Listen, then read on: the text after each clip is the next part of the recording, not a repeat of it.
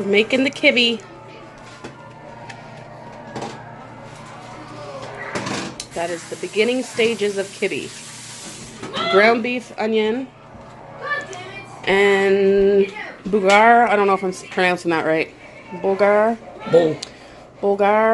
So you gotta soak this so it puffs up for a half an hour. It'll puff up, and you drain the water from it, and then you add that to this mixture, and then we're gonna. There's some mint, fresh mint there. So we'll be back with some more information. Okay, bye. So there he's added pepper and salt. And now he's going to add... Did you just eye it, Dad? Yeah. He's been making kibbe for years, so he just...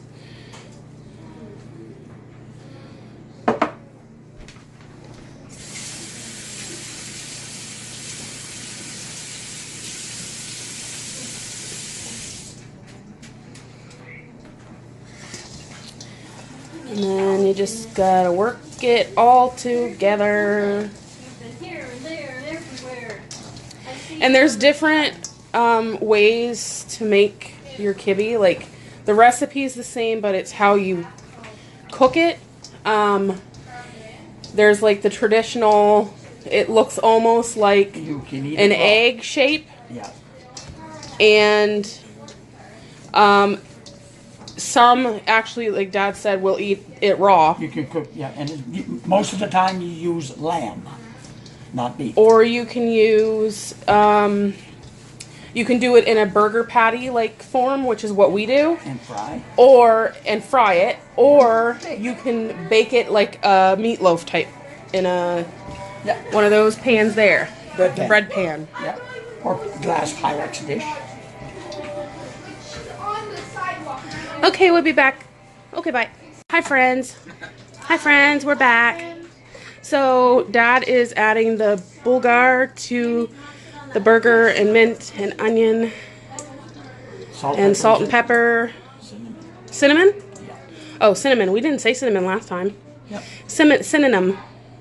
There's cinnamon in there, guys. So, this can be even added to a meatloaf, too, as a filler. We're not doing the traditional way we do it, like the kibbe patties. We're doing, like I said, in the bread pan.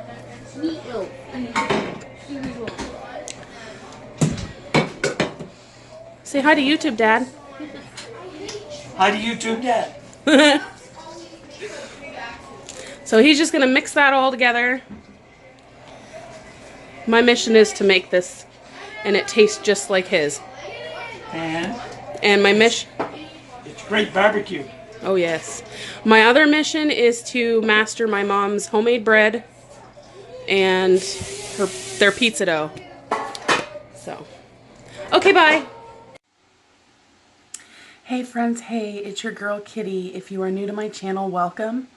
If you are a ride or die, part of KKC, welcome back. Today, guys, I am doing homemade Lebanese food. There's many different ways that some of these can be prepared. This is the way my father prepares and the way he was taught. So, we have kibbe.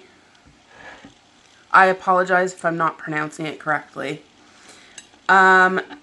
Kibbe is ground beef,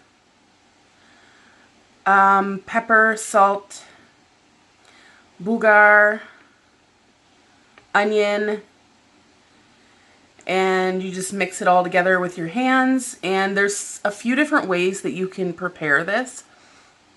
I spoke about it a little bit in the clips you're going to see before this. So you can shape it and mold it into, it sort of looks like an oval, but it's kind of pointed a bit on either end. You can make it flat like a hamburger patty, which is what we do. We've done that You way can for also years. deep fry it. That is traditionally the way my dad was taught.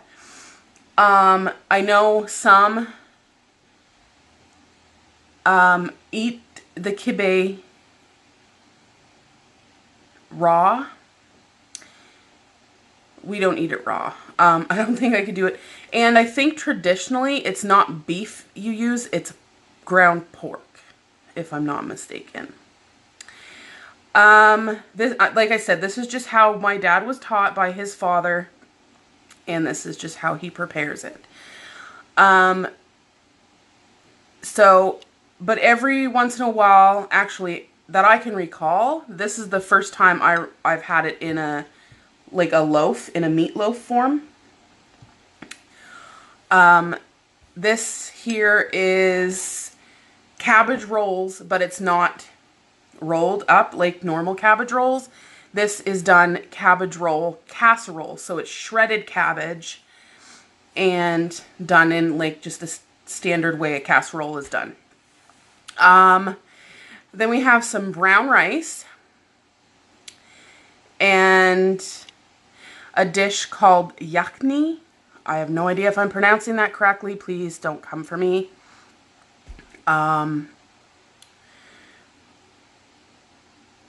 If you are, like, if you're going to correct me, be polite about it, basically, is what I'm saying. There's no need to be nasty.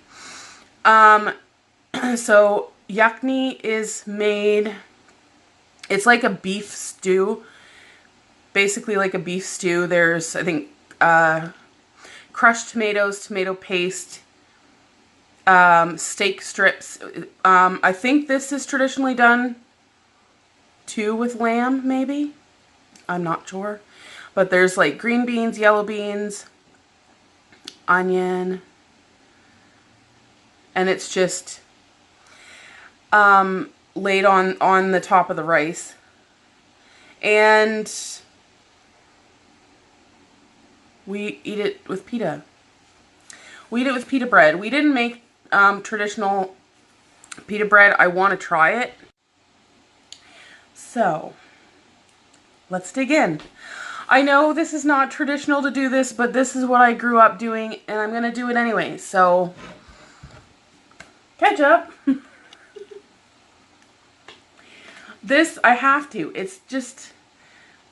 Oh, I should have shook that up. I put ketchup on my kibbe. I love ketchup on my kibbe, so... Let's dig in, guys. You guys want to try the rice. You want to try the yakni.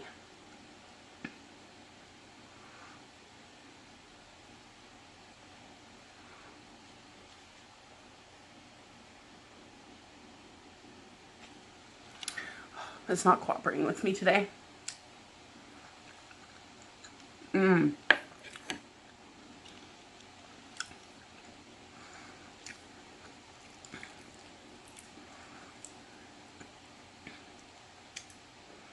Yum.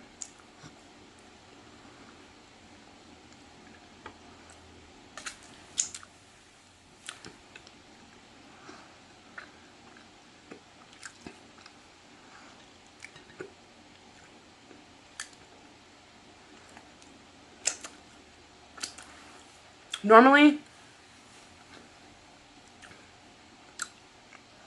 I don't know why, but I prefer the cabbage rolls done the other way. And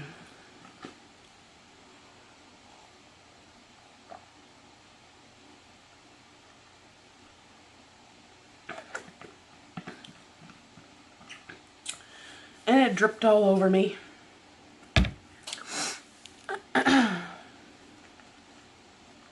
So, this is so delicious.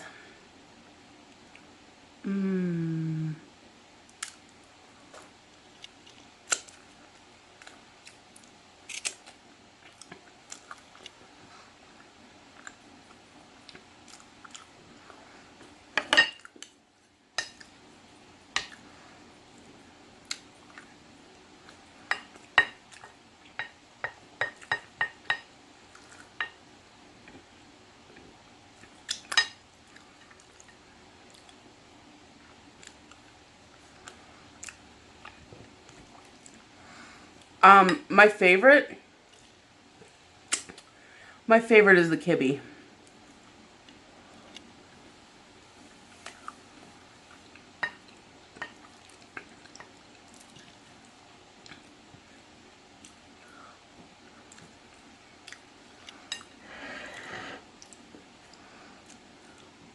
We even we'll do, like my dad said in the clip, we'll make kibbe,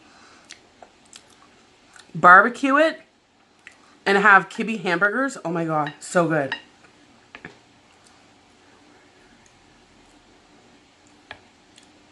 With a piece of onion skin.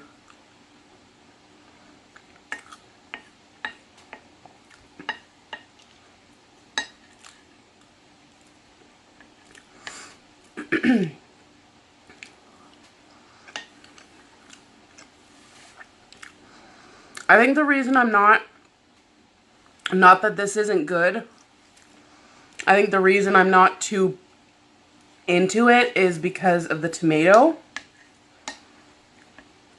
Because tomato doesn't like me.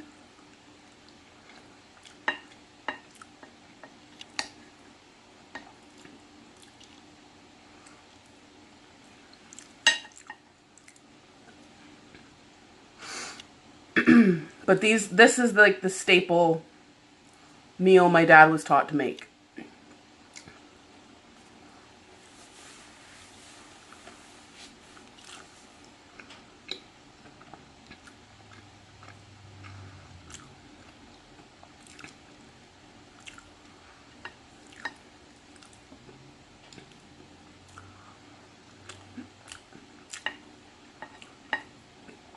The rice is good.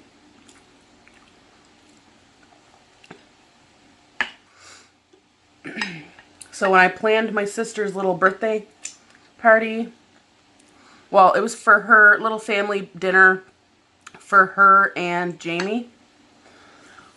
Every family get together lately, she's been like, I really want Lebanese food. I can't wait to have kibbe. Like, Dad, you need to make it. And I mean, I don't know if I talked about it very much. A lot of stuff went down and my sister was kind of out of our life for a really long time.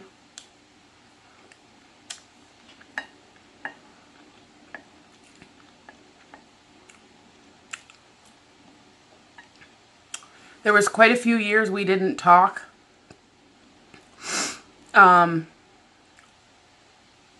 We missed out on her kids growing up. She missed out on my son. And she was in a very, very, very toxic marriage.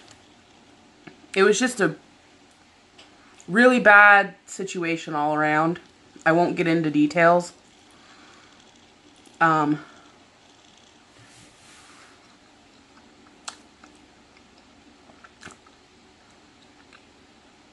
mean, I know I've been keeping up with Sauce Queen's stories of her pregnancies and the toxic BS she endured with that POS. And people coming for her and saying, you know, well, why would you stay? Unless you've been there, shut your mouth, basically is what I'm saying. You have no right whatsoever to judge a woman for staying in a toxic relationship. You have no idea what it's like. I'm dropping food all over the place like a savage. I'm sorry I got heated there, but that really, really pissed me off. How dare someone come at her for things she's experienced? Like, and I'm saying this because that's exactly what my sister went through. She had 4 kids with this piece of shit.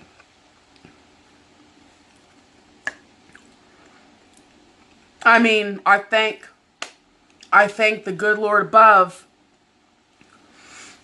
and the universe, hadn't my sister gone through what she did, she wouldn't have her beautiful kids. So, I just hate when people are so friggin' quick to judge when you know nothing of what the person went through. Like, I mean, you can have your thoughts on things, but if you ain't got something nice to say, this is how I was raised. If you don't have something nice to say, don't say anything at all. You can think it. You can think, you know, what a dumb woman for, you know, why the hell would you stay? No. You can think it. You don't need to say anything. Like, who the hell raised you? No, I shouldn't say that because some people are just born natural assholes. Can't blame your parents. You're just a vicious person. But anyways, my sister was in the exact same situation. She was 17 when she had her first daughter. She just turned 17. Ran away from home. Thought home was the worst place in the world. Little did she know what her life was going to be like for the next few years.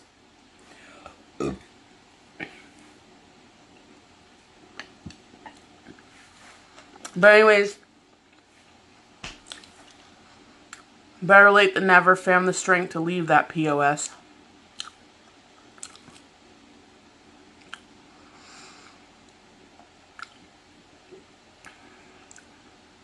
It's been a long road of her recovering from that. Like, that's the only life she knew.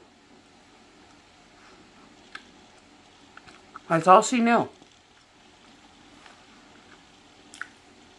But she's... and this isn't the first time she's tried to leave him.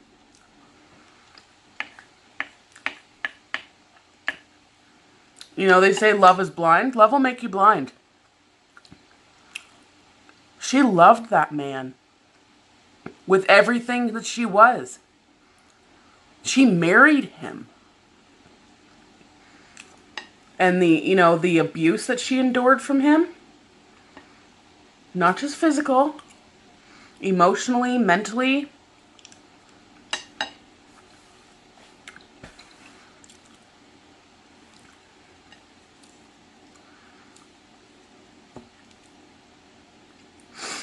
But she's out of that relationship. She's on her own. When she left him, she looked like hell. She did. And seeing my sister then and now, she looks so alive. Free. That's what it is. She has freedom. And even though she was choosing to stay with him, she was still being a captive. And unless you've witnessed someone you absolutely love with all of you, you don't understand what that's like. Or unless you've lived it, you don't understand.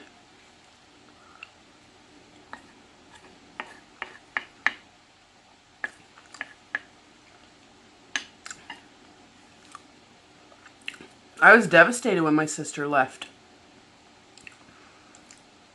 I idolized her.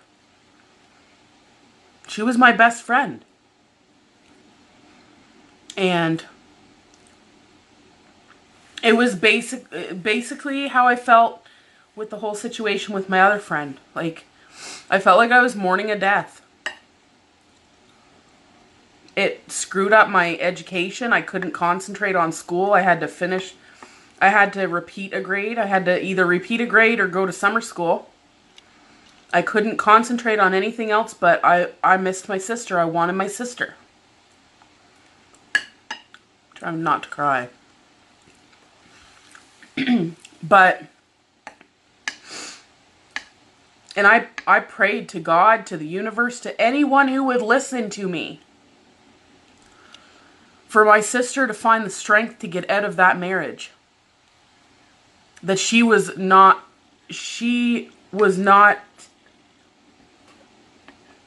worthy of more than that.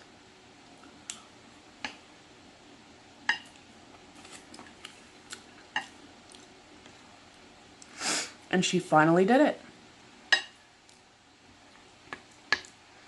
So to have her coming to family dinners and her oldest will come to dinner and bring my great nephew. He's so cute. Her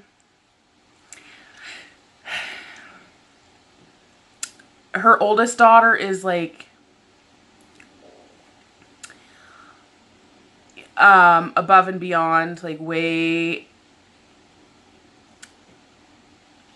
wise beyond her years, so to speak.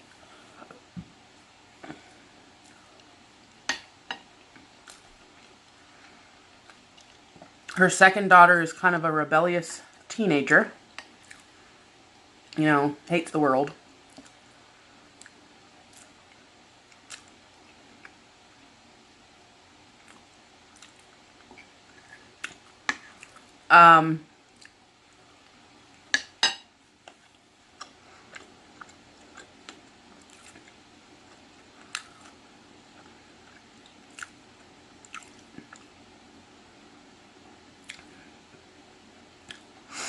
And the youngest boy,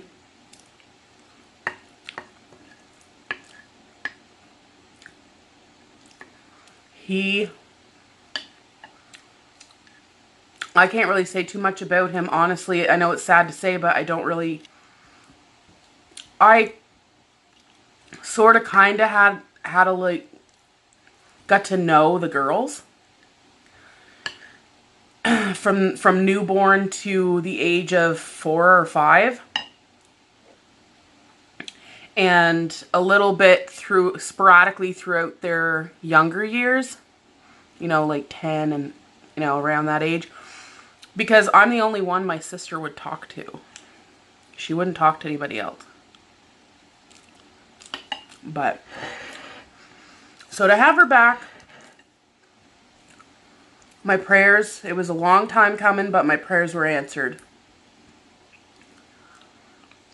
And I knew that it was going to take time, because in certain situations, prayers can't just be answered like that, as much as we wish they would.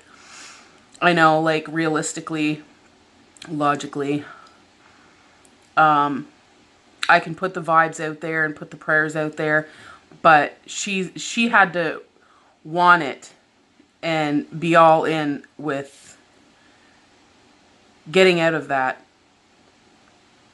hell. She had to want it.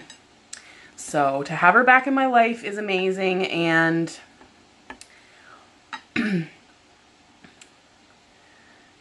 you know, and she really, really wanted Lebanese food. And I was like, what better time to do it than her birthday?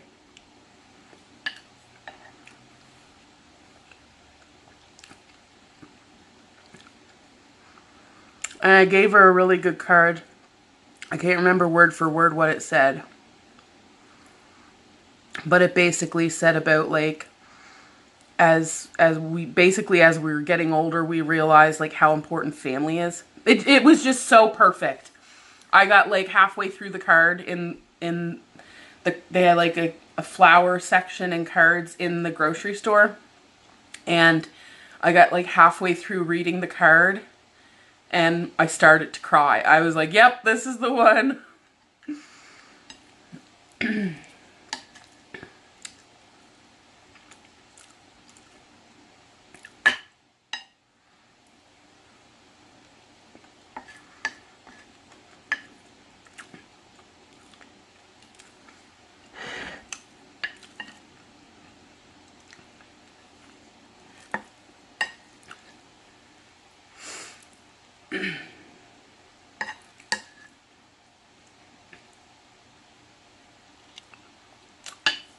Oh my goodness, I am full.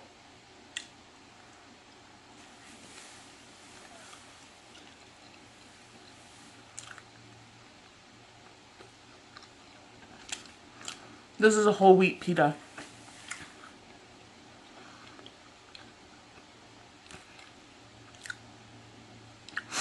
I was kind of hoping they would send me white pitas because I find the whole wheat's kind of tough.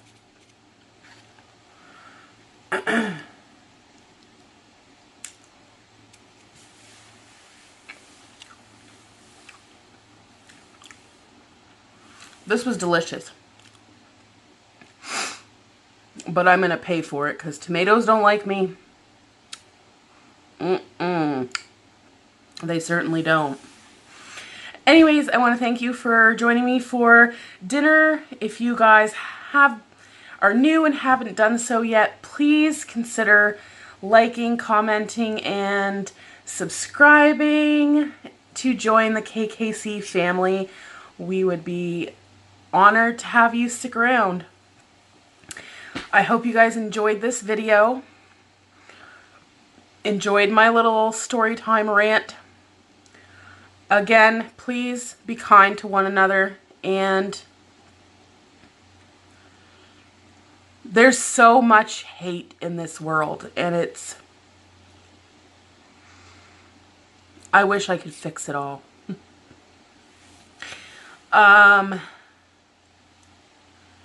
Just be kind to yourself, most importantly, and secondly, most importantly, be kind to one another. I'm not saying don't judge people, and people are entitled to think what they want and have an opinion. I'm not saying that you can't. But is it really necessary to throw hatred in comments to people?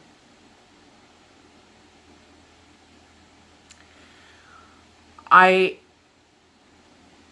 know it's sad that it probably makes you feel a little better.